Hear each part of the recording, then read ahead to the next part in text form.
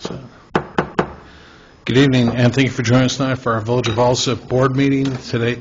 This is actually a board committee meeting we missed last week.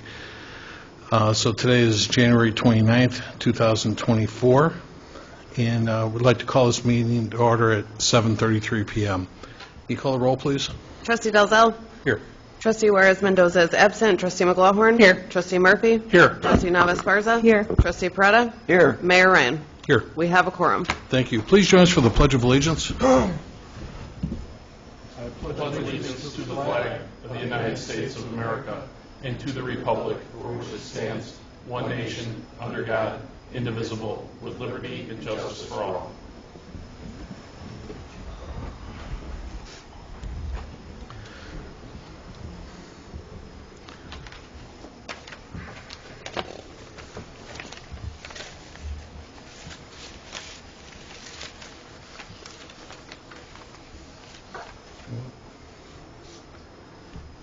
I apologize. I had a couple of notes, but before we start our meeting, I'd like to ask for just a brief moment of silence. I'd like to honor, last week, we had a member of our community and certainly our Alsip Police Department pass away. Jim McGrail passed away last week, and certainly I'd like to ask for a moment of silence in Jim's memory. Thank you.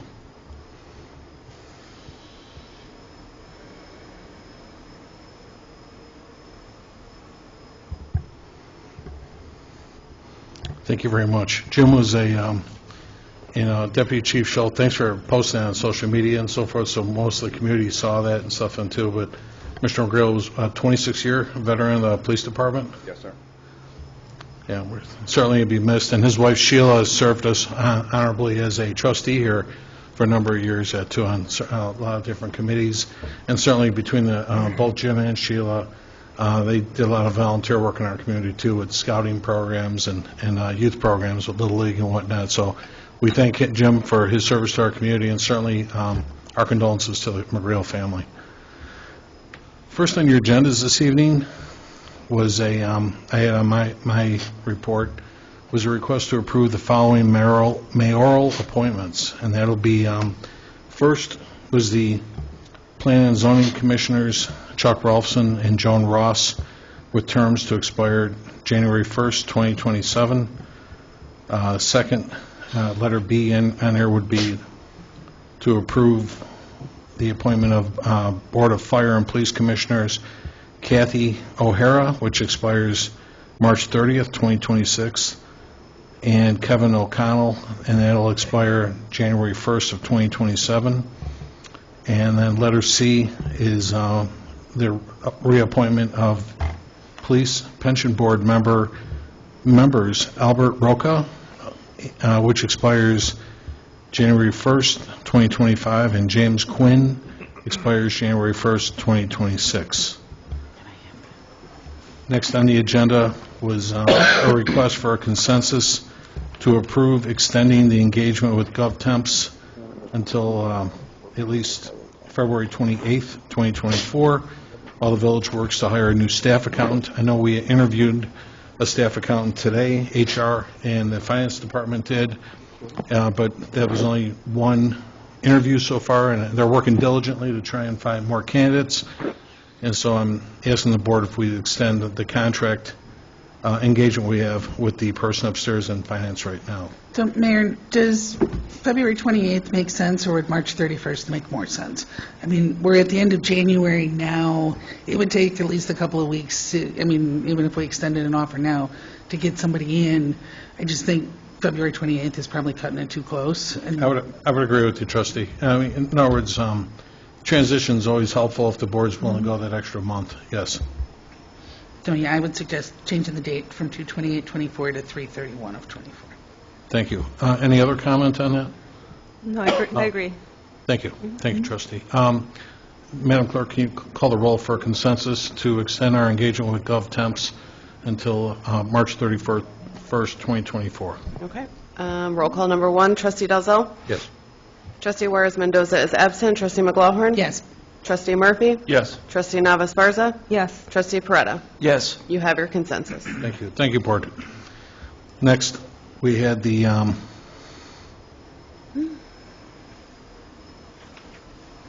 Number 2 was a presentation by Kroger Food Stores requesting the village support of creating a new Class S liquor license for the Food for Less store located at 12150 South Pulaski. And we've got representatives here from both Kroger and Penn Entertainment. So, Marty, if you can introduce yourself and Jared as well, please. Absolutely. Thank you, Mayor. Thank you, Village Board. Again, we really appreciate your time and kind of circling this back. We did engage previously a few months back, but weren't able to get it to a vote. If you remember, Jared was on the screen last time having a little trouble. We were a little bit technical, so we really tried to make sure that he's available here to answer questions from a Kroger perspective, because I know we got a lot of questions on that. And just to introduce him here really quick, Jared Cummins from Kroger Personal Finance. His job is really, and he'll speak to it more, but to engage the aspects of the grocery business that are ancillary within Kroger's programs, right? And that really allow Kroger to expand that customer experience that they have in their stores and for their customers. So without further ado, Thanks. Good evening, Mayor and Board. Thank you for the time. So this is going to be my first village board meeting, so take it easy on me. My group's out doing these, but I said, yeah, we'll swing down tonight. But I appreciate the time. I know last time we were trying to do it remote. It's a bit difficult. Marty set this up for me. What my role within the organization is, longtime Kroger, 25 years. Most of it has been in the grocery operations side of it and the merchandising side. For the last 8 years, I'm responsible for what we call the alternative to the business product. So alternative to the core would be things like our payments, our funding, our CPG sponsorships, our media, gift cards, money services, all of those pieces kind of fall under my umbrella. Those pieces of our business are a critical element of what I'm going to say is our core, right? So I think I mentioned this last time. From a core grocery perspective, I'll let the cat out of the bag. It's not a profitable venture now. But even pre-COVID, we were sitting at about 1.5, 2 points of margin on a good day in a lot of our stores. And so the alternative side of product comes in to not only enable to continue to invest in that, and it enables pricing, it enables infrastructure work, those kind of things, right? So that's really what my role is. I'll briefly talk, and I'll repeat a little bit of what I said last time around these gaming devices. Our group looks at multiple products that would be, again, ancillary to the core. This was probably at one point in time, I would have said probably middle of the pack to in the bottom port of my list. And I think when it first came across my desk, I was like, whoa, this doesn't make any sense. Why would we put this in a Kroger store? And we've spent a tremendous amount of time doing customer intercepts, research on who the customer is, research who the player is, and then really understanding the product. This is not something that Kroger as a whole, and I'm here representing Food for Less, but Kroger as a whole, takes obviously very seriously how we go to market with this. So over the last, I'd say, 6-7 months, we've taken a look at markets, Illinois being one of them. I have a group today that's in Nebraska. We have a group in Wyoming, Georgia, and others where we're looking at a similar structure and a similar product. And we believe it works well for our store. It does obviously have a revenue cycle for it, but most importantly, it plays well in our customer base. And I'll tell you, I flew into Chicago 6 or 7 months ago, and we were taking a look at this thing initially, and because I didn't get it, right? I didn't see it. And we visited several Caputos, we visited several different restaurants, and even some I'll call them C-suite stores that had these devices. Not only were they busy, but they represented exactly kind of what we had learned, right? It's traditional 45 to say 60-year-old players just having a good time and enjoying what they were doing, and that overlaps well with our customer demographic. So once we understood, hey, this overlaps well with our customer, the next question to answer was why would we enter the market, and how would we do it better? And that's really what our main, I'll call it our tenet behind what we're trying to do in Illinois. I've met with multiple Mariano's villages today. Our Mariano's leadership in our Kroger divisions in Illinois and our roller divisions in Illinois. And we're taking the same approach in every one of our stores, whether it be Mariano's, whether it be Food for Less, or whether it be roller. And that's a robust package, enhanced decor, and really expecting to provide really a terrific play experience.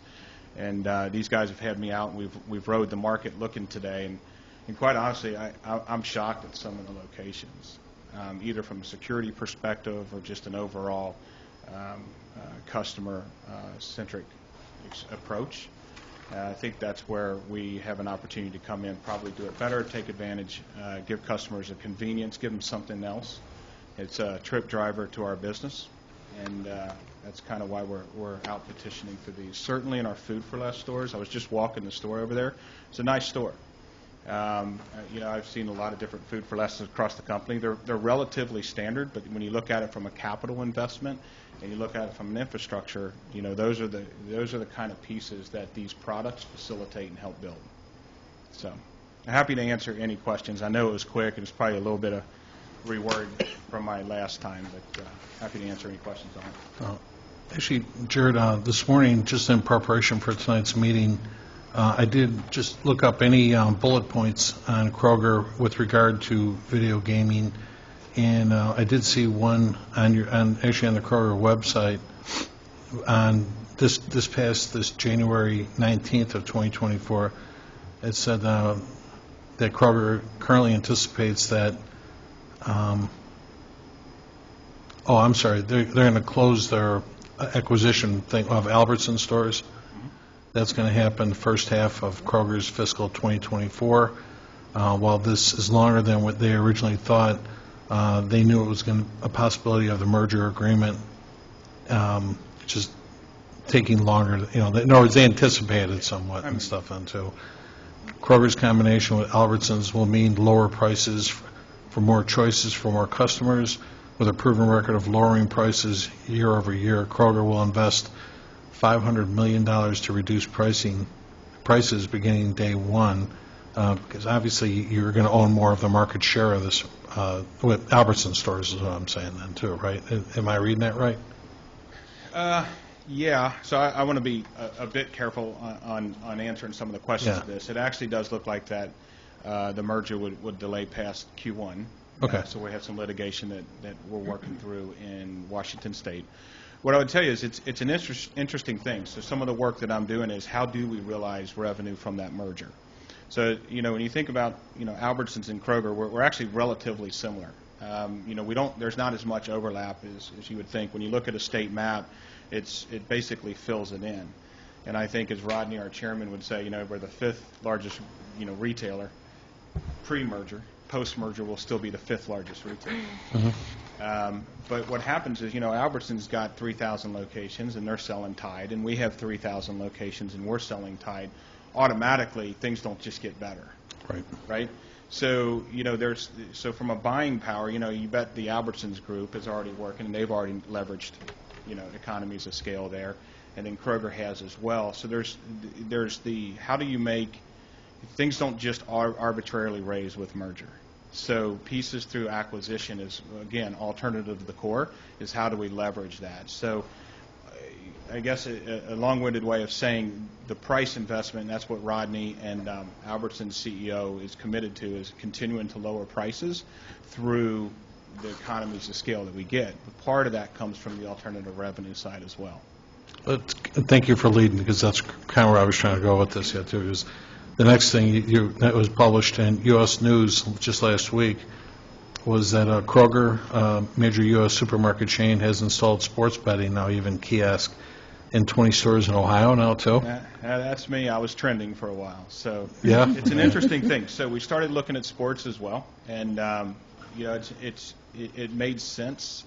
Why? Because I think we're a sports destination. We engage customers around sports all day. We have 78 sports partnerships with professional teams across the country. We talk to customers every day about sports. Again, it's the same journey that we've been on this, right? There's a part of a group that would say, okay, there's a vice associated with sports. What customers told us pretty much loud and clear is, hey, I would enjoy the opportunity to do place a wager on a game. It would enhance the thrill. It would enhance the excitement of a game. And where our opportunity, we think, is to just kind of leverage that with a very casual fan, a person that, dare I say, likes the cheese. But if a customer in our Kansas store, doesn't want to download a FanDuel app or download a DraftKings app, so we think we have an opportunity to kind of break into that more casual player. So we just initially rolled out 20 stores in Cincinnati, and so far the feedback's been very well. Okay. No, I'm just saying, it not necessarily parallel what we're doing, but somewhat Similar related. vein. Yeah, exactly. Yep. Trustees, do you have any questions for Jared? No? Certainly anything that helps the store, and, again, I said to the board and everyone here before, I enjoy shopping there myself. I've been shopping there since I moved here, or since it's been open. And I've always had a good experience, and I think the prices are fair, and it's a decent experience in there. I think that in this particular instance, with trying to, the proposed project of having the video gaming being on-site, but not really where you can see it, by repurposing what used to be a mini bank within the facility, is that still the plan? It could be. Just in walking, the bank today, as we just looked at it, is kind of walled up. There's several different formats. What I would say is we'd work with the board to design it how we would want. I mean, there's plenty of space in that store. Mm-hmm. You have to design it for security. We have to design it for, associate impact, customer impact, and overall benefit.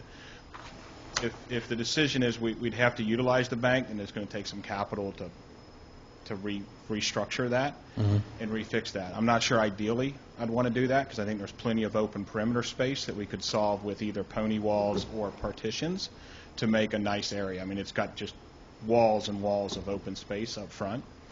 But if the decision was, you'd have to locate back into that, then I'd just have to review the financial piece of it. I mean, everyone's entitled to their opinion. Personally, I'd like that idea because, again, you don't want to really interrupt, just me, but not interrupt the shopping experience that was there. And I think more importantly, too, I know some of the trustees expressed concern and I think you addressed it when you were on the committee. It was definitely difficult to communicate on the Zoom meeting, but just that they had a full-time staff person available in the gaming establishment to oversee it, not watching on a monitor where, 1 minute you're running a register and then you turn around and watch that. Somebody, it's got to be looked at, for the time that the gaming establishment's open. Yeah. So, and again, it would have to look at what the specific statute is. What I would tell you is I think that'd be very difficult to commit to. Typically, when we would set these, something similar to lottery, I think the responsibility we would have would be something like line of sight. And we would affix the location in such a way that the majority of associates would have line of sight responsibility. Because even like right now, we do allow like in gas stations and so forth, but they can, I can attest to, they can see it from the register all the time. Right. So they might be ringing somebody up for a second, but they can at least see what's going on at all times. Yeah. That's important to us, and that somebody's monitoring this. Yeah, I think it would, look, I can't probably emphasize enough, as we do this and as we expand this, the commitment that we have. I have a whole team right now in partnership with the AGA and responsible gaming and all the initiatives. I mean, it's absolutely the most important thing that we do on compliance to the T. In fact, I don't think I would dare I say there's probably not going to be a better compliance operator in this market than our business. But that's also the reason why I'm saying if we go back and we wall out that bank and we create more of a, if you will, I don't want to say parlor because we wouldn't do that, but if you created more of a cove, then we would lose that line of sight. And operationally, I'd have to work with the president, but I don't see us putting a full-time person in that location. Okay. What I would rather see is agree on a location up front where you have multiple cashiers and we have line of sight that's still walled off for privacy, has the right experience that we want, But again, happy to work together on that. But understand, just operationally, that store today is operating on, it's probably got, I'm going to say 15 employees in there, probably at most. Might have 20 right now.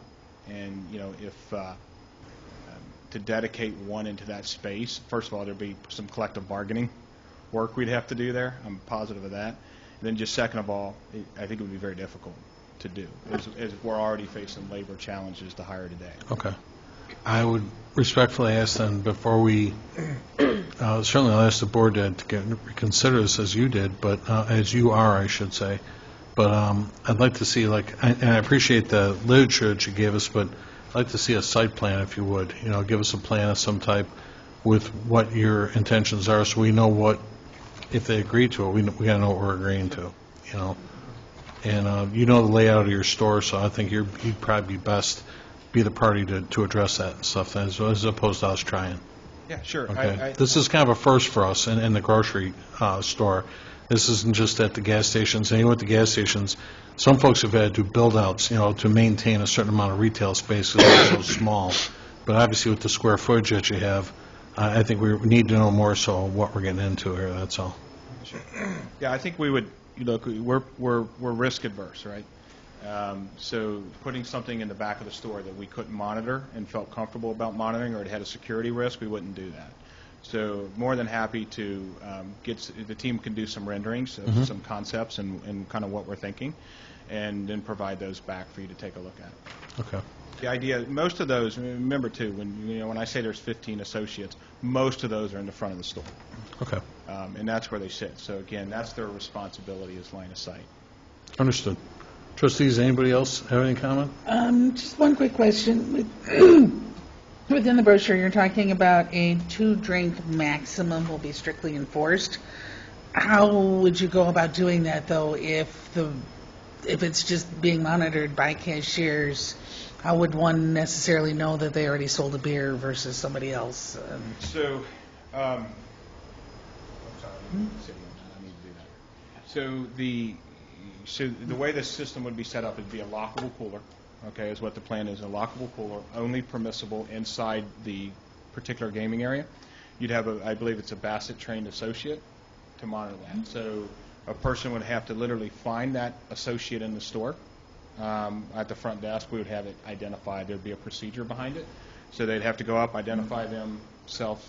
That Bassett trained associate would complete the right experience, and then they would pour it. But it would be just 1 or 2 associates in a particular store at any time. So it wouldn't be just go find any associate to go pour. It'd have to be a trained associate that would identify that. And then we would have that responsibility. I'll mention, too, that, you know, if we're doing this right, people aren't going to be coming there to drink alcohol, and alcohol is simply a bridge to allow for video games, as we all know. So I think that if we're doing it right, it's seamlessly transitioning in to the store, into the current footprint, and if everyone's involved. I've probably been into 12 different locations today. I've not seen one person consuming alcohol. Yeah. Like, not one. Our intent, as I said before, our intent is not to serve alcohol. There might be some jurisdictions that might want to do an event on a Friday or something like that to attract traffic, and we have some jurisdictions that do a really nice job with it. But we would leave that up to the store leadership to decide, but the responsibility would be on them to adhere to what the policy is. Okay, that was going to be my next question, is do you envision, I mean, if we were to grant this license, then potentially doing wine tastings or any events along those lines? Yeah, so I don't want to speak for the store leadership or the division president. I don't know the area. I don't know the store well enough. What I would tell you is it's interesting when you talk to the division presidents or the division leads. Sometimes it's I think we would keep it as obscure as possible, and other times it's, hey, we might be able to do something here to have some fun on a community night. My hunch would be it'd probably be much more we call it minimal. I don't envision that, but I don't want to speak for them. I don't know. I can tell you what they're not going to do. Is they're not going to say, hey, it's wine night at Food for Less and come in and play gaming. They're not going to do it. The area's not going to be big enough for that, and it's not going to be a promoted piece. Okay, thank you. So I don't lead the individual operations, but I can tell you that everything that I've had with Brian, who's our division president, has been, look, this thing's going to be, the intent here is to satisfy criteria to get the license, but the intent is not to create an atmosphere where people are walking around our stores consuming alcohol. Very good. Anybody else? All right. Charlie, thanks for coming out tonight, then, too. I'm going to hold off on asking for consensus, because I had a couple of trustees share the other concerns that I just mentioned to you. So, yeah, if you can get me some site renderings, it'd be great. This really helps the conversation then, too. Appreciate the time. Okay. We'll get you the ring. Thanks, Sheriff. Thanks, Marty. Okay. Thank you. All right, thank you. All right, thank you very much. We'll move on to our reports. We'll go next. We'll go to Clerk Harding. Thank you, Mayor. I have the approval of the January 8th, 2024 board meeting minutes, approval of the December 2023 FOIA report, and the presentation and approval of the January 15th, 2024 committee meeting minutes. And that is all I had, Mayor. Thank you. Next, we have the Attorney's report. And Mike Kanker. Mike? No report, sir. Okay. Thank you. Jeff, if we have to, that's right, we have enough other stuff here, too. I just got this today from IDOT. You got a second, Jeff? I can give that to you? Just say, I don't know if you need to make any announcement on that, too, but it was kind of like along the lines of that letting that we had for the Costner Avenue resurfacing. So we did get that, I know we talked about, we did get that award. Is there anything we need to announce on that, Jeff, right now, or? Yep, actually, that was on my list. Oh, good, okay. I just got this today, so good, okay. Yeah, so we had a pre-construction meeting was held last Wednesday with the contractor, Iroquois Paving, and IDOT, our office, and Mike was involved in that as well. So basically, just kind of kicking off the project, and essentially what they're telling us is, weather permitting, if the weather holds up, they'd like to start actually in March on that resurfacing of Costner. In 2 months? Correct. Okay, Yep. If weather allows, they'd like to get an early start on that one. okay. So, yep. And so that's what these are draft agreements are for that particular project. So we'll go through all these and Okay. make sure they get executed and signed accordingly. All right. Yep. In that grant that we were awarded, $448,000, is that what I saw? That sounds about right for this one. Yeah, that was STP funding. Yes. Yep, at 80/20. Okay. Yep. So also then, there was a meeting held on January 28th as well, which Mike and Mayor, you also had taken part of with the Alsip bicycle and pedestrian plan. So that was a kickoff meeting with CMAP staff and then CMAP's planning consultant to kick off that pedestrian and bicycle plan and study. So it was a good conversation about the need. Talked about the need for improved pedestrian facilities within the village, and talked about different ways to engage village stakeholders for plan input. So I know we're going to start having some routine meetings here with CMAP and their consultant and staff. So it's just be on the lookout for opportunities in the future that they're going to be looking for feedback, essentially, to help residents and different stakeholders shape the plan and come up with different things to include in that plan based upon what the residents are looking for. I think that's how, we have one late this Wednesday, too, right? Correct. Thursday, I believe. Thursday? Okay. Correct. Yep.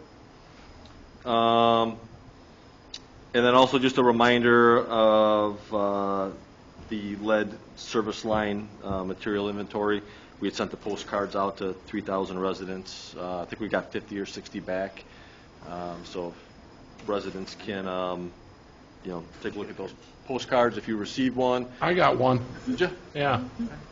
Cool. So Yeah. could you just reiterate to everyone what that entails? Sure. Yep. It involves essentially just scratching, the pipe with a key, taking a few pictures of what it looks like after you scratch that pipe, and then upload the pictures to an online survey website that's referenced on that postcard. And that's basically it. So we have enough information then, from the picture to be able to tell if it's lead, copper, or a different material. And so far, the 50 or 60 that we've gotten back, they've all been copper, which is good. So far we have of all the research that we've done, studying records and everything, there's been no lead services that have been found so far. Good to hear. Will there only be one mailing, or will there be a second attempt just in case? There's going to be a second Okay. attempt coming up. Yep. And then also there's the social media blast, Facebook blast and things as well as kind of different reminders. So if you get one of those and you wanted to like and share it, that might be more encouragement for the residents as well, so that they may be a little more trusting as well, I know. Okay. Very good. Jeff, you guys are doing a great job. I know we've been on the phone a lot lately and stuff, and too, with the different grant programs and so forth, and I know I sign up for these things all the time, too. Next one's going to be Invest in Cook. I know they've got some, just some preliminary meetings I'm going to be involved in. I think Wednesday. I got a lot of stuff on my schedule this week and stuff yet, too, so we'll talk more this week. Sounds good. All right, thanks, Mayor. Jeff. Next, public forum. Did anyone in the audience wish to address the board tonight? Nobody? Okay. Then we'll go to our standing committee reports. Start with Finance and IT. Trustee McLaughlin. Thank you, Mayor. First, I have a request for approval of a list of payroll dated January 12th, 2024, totaling $497,205.56. Next, I have a request for approval of accounts payable dated January 22nd of 2024. From the recap, General Fund, $425,705.37. Road and Bridge, $37,512.54. Storm Sewer, $2,127.34. MFT, $104,574.28. Liability and Workers' Comp Insurance, $44,189 even. Health Insurance, $350,837.37. Water and Sewer, $722,621.33. Sanitary Sewers, $2,193.94. Heritage Complexes, $119,949.51. IPRF Grant Expense, $38,854.82. And finally, Retiree Health Insurance, $53,904.34.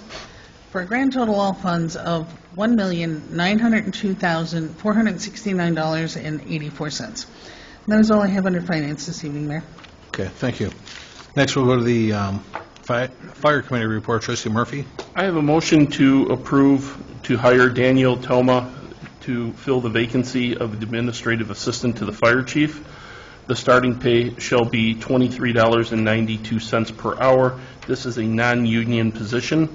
Next, I have the motion to approve the resolution to dissolve the Southwest Hazardous Materials Response Team and move to the Division 19 Hazardous Materials Team. Next, I have presentation and approval of the December 2023 Fire Prevention Bureau Monthly Activity Report. And next is the approval of an ordinance amending Chapter 9 Fire Prevention and Protection, Article 2, Fire Department, Section 9 through 43, Fire Department Access Key Box requirements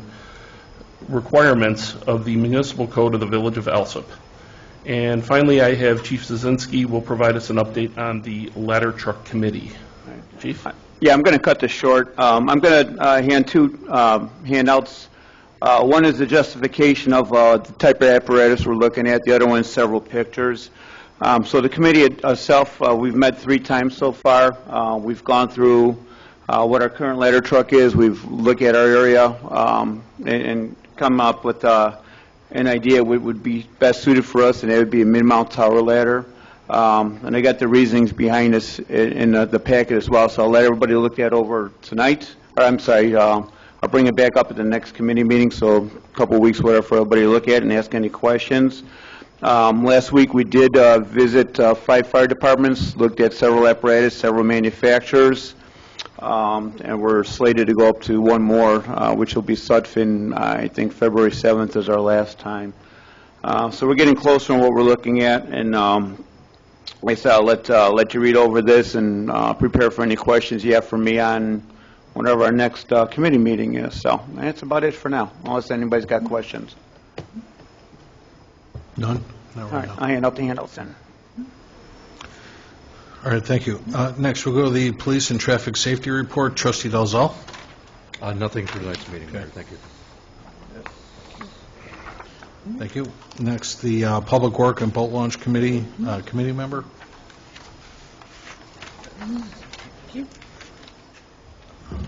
I have a request of approval of a resolution under improvement under the Illinois Highway Code for construction, engineering, and construction for the Hazel Green Elementary School area, LeClaire Avenue and 117th Street, as well as Prairie Junior High School area of Costner Avenue and 119th Place Safe Roads to School Sidewalk Project in the amount of $150,000 even. Next, I have approval of a grant agreement between the State of Illinois Department of Commerce and Economic Opportunity and the Village of Alsip, Illinois. This represents a reimbursement from DCEO of $100,000 for street resurfacing that the village has already paid its contractor and authorizes the mayor's office to approve. And that's all I have, Mayor. Thank you. Yeah, I just got that information last week, and Jeff, that was exactly what we said. This is just a reimbursement. I just wanted the board to acknowledge the money's coming in, but this is for the street servicing we did this past summer, right? Correct. Right. Like I say, we're doing real well with the grants. What did we say? We had like $1.85 million last year in street resurfacing? Correct, yep, between all the various opportunities that we had, yep. That's great. RBI and, yep, that's the cooking all. No. We got enough roads to go around, so that's great. Next, we'll go to the Sewer and Water Report. Trustee Nava-Esparza? Thank you, Mayor. I have requests for the approval to advertise for bid the replacement of water main along 116th Place, 117th Street between Drolis Road and Collin Avenue. And that's all I have. Thank you. Jeff, again, I don't know if you were here for that meeting, but you did explain to me, and Danny articulated the same, was that we did put down a new street there a couple of years ago, but that the water mains are questionable. So when we put these new water mains in, we're going to abandon what's there. It's in the middle of the street. We're going to go to the parkways, correct? Correct, yep. Okay. Horizontal directional drill, so the majority of the work will be basically not, there won't be traditional trenches or open cut. They'll drill and then pull pipe back through. So there will be still some areas where the ground is disturbed, but majority of the site will be just a directional drill installation.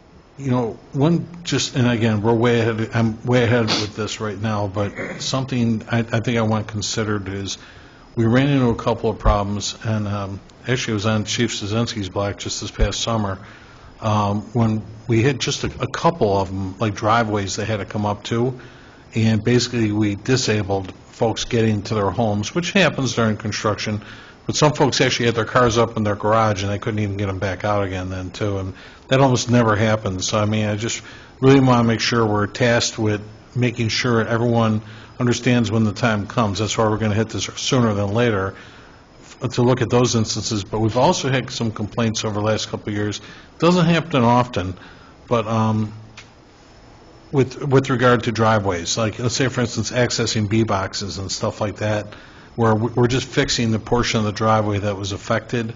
And I get it, we're not replacing the whole apron for that matter, but if we're doing a whole street like this going down, we got to be consistent on what we're going to do, because this thing will snowball rather too. Do we know, are there all concrete drives? Are we going to be able to directionally get under those driveways? You know, how are we going to do this? I just want to be consistent as my whole thing, especially with a bid.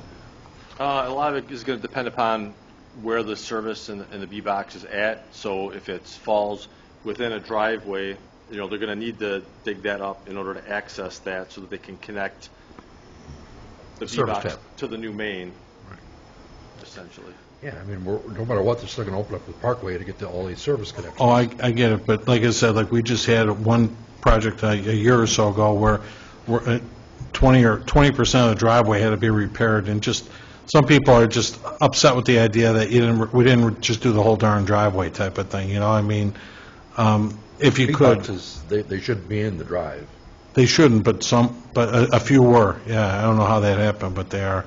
Or let's just put it this way, even when you're directionally drilling under a driveway, there's always that potential for that thing maybe to let go of them too, right? Some of them were also where the streets crossed, and they had to dig out to go to the other side, so it was a combination thing. Yeah. Right. Yeah, there's definitely still going to be areas that are open cut, and then we can look at the restoration too and work with Mike and Dan and figure out as far as, it sounds like maybe the concern is the limits, so maybe if say there's 2 squares within a driveway and the B-box is in one, they tore up that 1 square and replaced that 1 square, but maybe not the other. Is that kind of what you're saying? Yeah, I just want to be consistent. You know, whatever we do, let's have a good plan that, you know, people are aware, hey, we may have to cut this drive, hey, you know, and so on and so forth, because then you get folks that come out after the fact like, well, you give my neighbor a full apron and you only give me 20%, that kind of thing yet too, you know.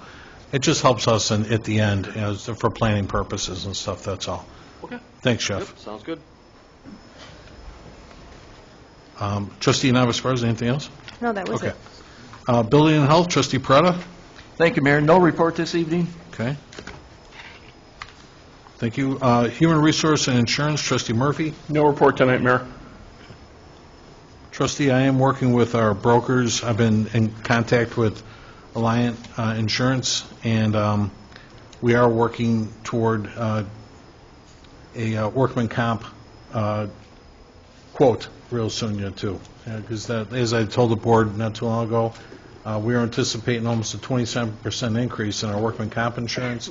I just felt it was too much money, and our claims have been minimal. So let's see what we can do with those. Yep. Where was I here?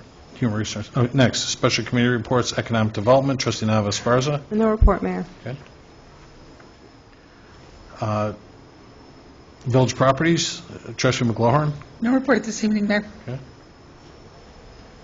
Thank you. Ordinance Legislation, Trustee Prada. No report this evening, Mayor. All right, thank you. Planning and Zoning and Licenses Committee. Thank you, Mayor. First, I have a request for approval of a list of licenses dated January 8th, 2024 through January 12th of 2024. And then I have another list of licenses for approval dated January 16th of 2024 through January 26th of 2024. And within those lists of licenses, I would like to recognize Premier Global Properties going in at 3600 West 127th Street.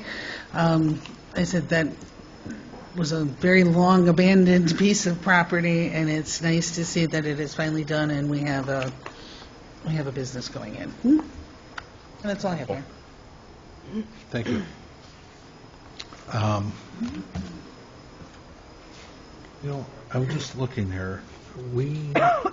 I know we missed last week. I just saw something in my pile here. Did we ever, Mike? We didn't vote on this yet, did we? To rescind the vehicle stickers? Did we ever do it? No, I just prepared that. When did I was in, well, you didn't have a second meeting. I wasn't at the, I don't. Right, because I had dated the 15th on here. I'll do it at next week's meeting. Yeah, That's all. yeah. Fine. It didn't make it to this week's meeting. I keep all my stuff together, but at next week's, under our next agenda item here are presentations, petitions, and communications. So next week, Board, I will put this in your packets to consider for next week. And that'll be Mike drafting an ordinance, Mike Kankar drafting an ordinance for us to request to rescind the ordinance amending Chapter 19, Traffic and Motor Vehicles, Article 4, Motor Vehicle Licenses, Section 19 through 56. I did bring this up once before, because now it's just ringing a bell. Trustee Dozal, you said 74 was the number we were looking for, right? Yeah, that encompasses those reserved aspects. Right. I'm sorry, Mike. That's what I meant to get back to you. Trustee Dozal wanted us to double-check and make sure 1956 covered enough. Or, I'm sorry, we went 1956 through 1965, and Rick thought maybe go to 74 when we look There's at a that. few numbers, and it's just reserve, reserve, reserve, but since we're going to eliminate the entire section. Okay, I think there were reserved, okay, that's fine, that's fine. Because there's, you just want me to include the reserve numbers in there. Yeah, because they'd have no No, that's fine. bearing. It's all right. So that was, I can I'm sorry, handle Mike, that. that's why I had this off to one side then. Thank you. I went to school for 30 years. In summary, again, the vehicle stickers represent a road tax that's been used to maintain village streets, and the average value of this tax is $460,000, which will now be included in the annual tax levy. Therefore, all industrial, business, and residential communities will share the cost of maintaining streets that serve those same communities. So, thank you, Mike. Well, so if we'll tweak that, and I'll get that back to the board for next week. The other thing I had in everyone's mailbox this evening, as a committee matter, was I put on here, trustees attached is an ordinance which opts employers, including park districts and school districts, out of the Cook County paid leave ordinance. The village already had an ordinance on the books opting out of the previous version of the county ordinance, which required employers to provide paid sick leave to all employees. This ordinance amends that section of the village's code to opt out of the new version of the county ordinance known as general paid leave, and to include its units of local government and school districts. Also included is a section in the ordinance making it clear that the ordinance passed by the village in December, which we exempted ourselves as an employer from the state paid leave law, is in no way affected by the passage of this particular ordinance. As a practical matter, the effect of this ordinance is, number one, the village remains exempt from everything, which means the state law and county ordinance, in terms of paid leave for its own employees, because we have a very good collective bargaining agreement. Number two, park districts and school districts are exempt from the county ordinance, and since they were excluded from the state law, they too can do whatever they want in terms of their own employees, meaning their CBAs. And then number three was private employers in the village will still have to follow the state law, but the treble damages provided in the county ordinance will not be available to their employees. So this really just identifies with the county ordinance. And again, there's a lot of reading here, but I put this out so we can look at this for next week's meeting. Anybody else have any presentations, petitions, or communications they want to share? None? Did anyone wish to remove anything from the consent agenda? Mayor, can we remove letter G for further discussion? G as in girl? Yes. Okay.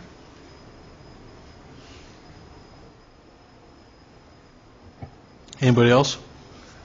Can I get a motion then to approve the consent agenda? I'm sorry, establish a consent agenda. So moved. Second. Roll call number 2 to establish consent agenda. Trustee Dalzell? Yes. Trustee Juarez Mendoza is absent. Trustee McLaughlin? Yes. Trustee Murphy? Yes. Trustee Nava Esparza? Yes. Trustee Peretta? Yes. Motion carries to establish consent agenda. Thank you. Can I get a motion then to approve the consent agenda as presented? So moved. Second. Roll call number 3 to approve consent agenda. Trustee Dalzell? Yes. Trustee Juarez Mendoza is absent. Trustee McLaughlin? Yes. Trustee Murphy? Yes. Trustee Nava Esparza? Yes. Trustee Peretta? Yes. Motion carries to approve consent agenda. Thank you. Oh, I'm sorry. We got I didn't read my You got resolution and numbers? ordinance numbers.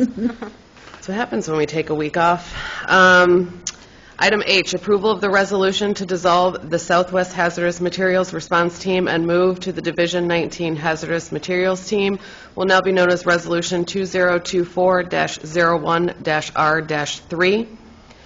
Item I, approval of an ordinance amending Chapter 9 Fire Prevention and Protection, Article 2, Fire Department, Section 9 through 43, Fire Department access key box requirements of the Municipal Code of the Village of Alsip will now be known as Ordinance 2024-01-1. Item J, request of approval of the resolution for improvement under the Illinois Highway Code for construction, engineering, and construction for the Hazel Green Elementary School area, as well as the Prairie Junior High School area, Safe Routes to School Sidewalk Project in the amount of $150,000 will now be known as Resolution 2024-01-R-4. All right, thank you. We'll go back to the item that was removed. And, sorry, letter G is in George. Approval to hire Daniel Tima to fill the vacancy of an administrative assistant to the village, administrative assistant to the fire chief. Starting pay shall be $23.92 per hour. This is a non-union position. Trustee McLaurin, I'm sorry, before we take any questions, was there a motion and a second to approve this item as it stands? Mayor, can we go to an executive session and make some discussions with regards to this matter? Sure. This is a current employee, so it would qualify.